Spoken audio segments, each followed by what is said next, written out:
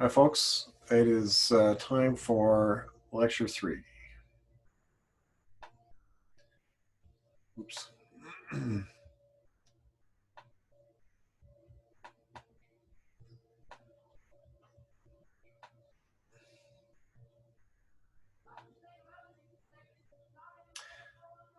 Okay, so we just looked at, so far in this chapter, we've looked at the formation of hemiacetals. We've looked at the formation of acetals. We looked at the application of acetals and their use as protecting groups. So it allows us to do various kinds of reactions and we couldn't do otherwise. Now we're going to look at aminals and imines. Very similar chemistry to what we've seen. There's slight variation in the case of imines, which involved the formation of carbon-nitrogen pi bonds. But the first part, the formation of hemiaminals and aminals, is not particularly different from what we've seen. Okay, if we remember, when we formed hemiacetals, it was by virtue of the fact that we added an OH bond across a CO bond, CO pi bond, and this was an acid catalyzed process. The acid-base chemistry here can be a little bit more complicated to understand, but the overall process in which we start from a ketone, and if we replace the alcohol in hemiacetal formation with an amine, then we get a hemiaminal. Now recognize this is identical to a hemiacetal except that we have NH instead of oxygen here. And the process is the same. It's the addition of an NH bond now across the CO pi bond. And we have a zwitterionic intermediate, which suggests that this process is not acid catalyzed. In fact, some of the reactions that we're looking at require both acid and base. Recall that if we use acid catalysis in this reaction, we'll protonate our nucleophile and render it useless. And so that's why we have a zwitterionic intermediate in this case, which then just undergoes proton transfer to oxygen to generate the hemiaminal. For the same reasons the hemiacetals are of limited stability, hemiaminals are also of limited stability. In fact, hemiaminals are very unusual functional groups. Once again, it just so happens that your instructor is one of the few people who has made a lot of these. And I've studied this equilibrium process in cyclic examples of hemiaminals. Cyclic hemiaminals are relatively stable for the same reasons that cyclic hemiacetals are more stable. Okay, so once again, because hemiaminals tend not to be stable, or at least the dominant species of equilibrium, these tend to be reactant favored equilibria as well, but they are important intermediates for the formation of other things. And so if you start with a hemiaminal, if it picks up a proton, you convert the hydroxyl group into a good leaving group. If this departs, you get a cation, which is stabilized by the lone pair of nitrogen. That's what this arrow represents. And you get this species, which is we call this an iminium ion. It's cation. And if you deprotonate this with a water molecule, that means that this process is acid catalyzed. Then you generate what's referred to as an imine. This is a species which has a carbon-nitrogen triple bond, a double bond. Okay, so I want you to look at your starting material. This process, we add acid, we convert hydroxyl into a good leaving group. The leaving group departs. We have a cation intermediate, which is then deprotonated to give a new pi bond. This overall process is E1. It is an elimination reaction. We're eliminating a molecule of water overall from this process.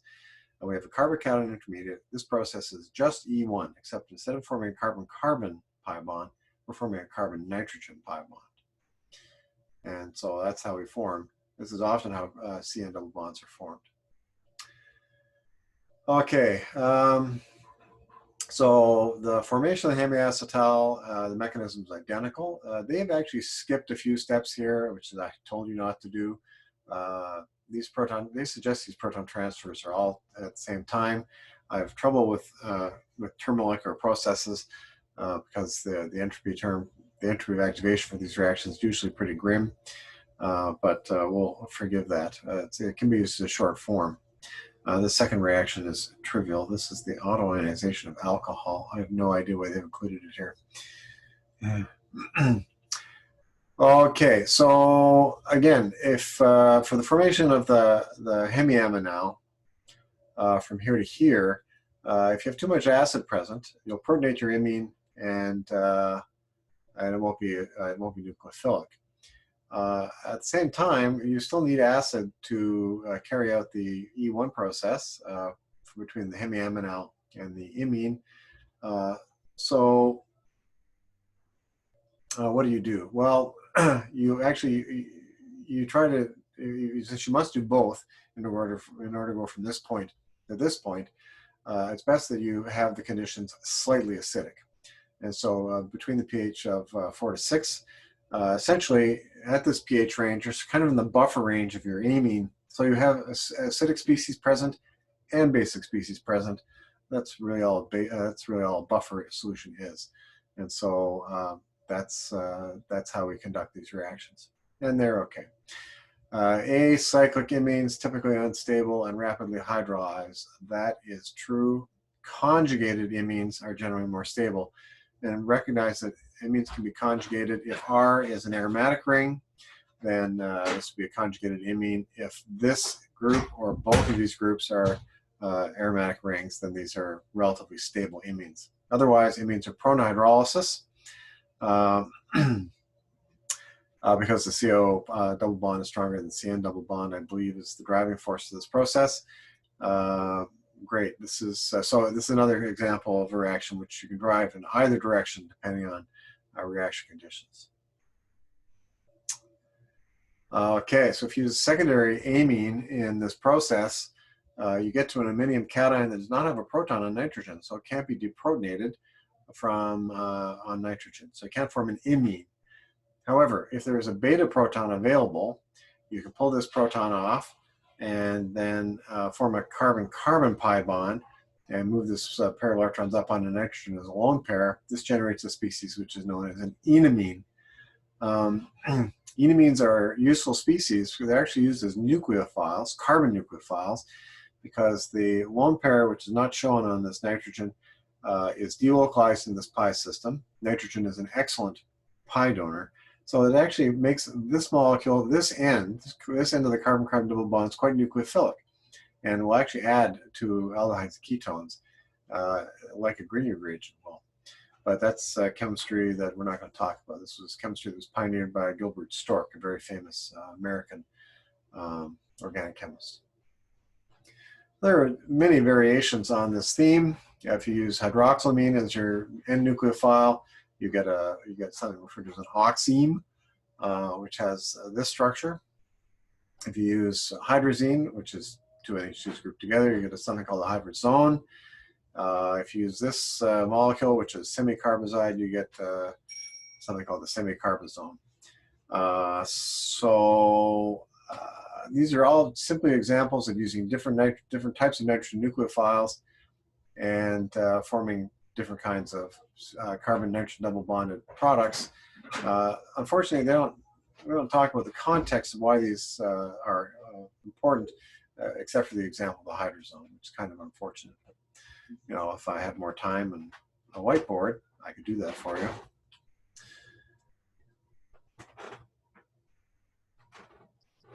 My wife is interrupting me. What's up? Oh, yeah, gotta go. Gotta go. My wife has a guitar lesson, so I gotta wrap this up. Who knew that this was going to be a problem? Okay, it's probably a good time to stop anyway, so we'll pick it up later. Oh, my daughter wants to say hello. Hi. This is my daughter, Karis. She is 10, just turned 10 a few weeks ago, and she's really cute. So when you're doing your online evaluations of these videos, make sure you remember that. Bye.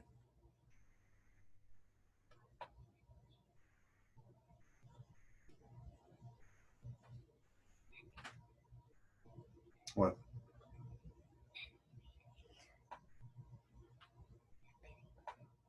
Yeah. Just a sec. It shouldn't be though. I stopped it. End meeting. You're supposed to go to end meeting. No,